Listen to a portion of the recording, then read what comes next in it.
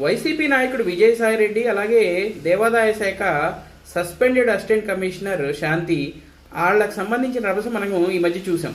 అయితే అది పక్కన పెడితే ఆవిడ అసిస్టెంట్ కమిషనర్గా ఉండగా జరిగిన విషయాలు ఇప్పుడు ఒక్కొక్కటి వెలుగులోకి చూస్తున్నాయి. ఆమె ప్రస్తుతానికి సస్పెండ్ అయి ఉన్నారు. అయితే ఆవిడ అసిస్టెంట్ కమిషనర్గా ఉండగా దాంతో పాటుగా 2-3 ఆలయాలకి ఈవోగా కూడా పనిచేయడం జరిగింది. సో ఆ టైంలో జరిగిన ఘటనలన్నీ ఒక్కటొక్కటిగా ఇప్పుడు వెలుగులోకి వస్తున్నాయి. అంటే కొన్ని టెంపుల్స్ దగ్గర షాపుల కేటాయింపు కావచ్చు, అలాగే కొన్ని గుళ్ళకి సంబంధించి పాలక మండలి సభ్యులు నియమించడం కావచ్చు, అలాగే కొన్ని చోట్ల హుండీ లెక్కింపుకి సంబంధించి ఎవరినైతే హుండీ లెక్కింపులో పెట్టకూడదని ఆదేశాలు ఉన్నా కూడా వాటిని బేఖాతరు చేసి అలాంటి వాళ్ళని అక్కడ నియమించడం. అంటే మరీ ముఖ్యంగా సంపత్ వినాయక టెంపుల్ దగ్గర హుండీ లెక్కింపుకి సంబంధించి ఒక ఆ అధికారిని యాక్చువల్గా పెట్టకూడదన్న ఆర్డర్స్ ఉన్నా కూడా అవి మీరి ఈవిడ పెట్టింది.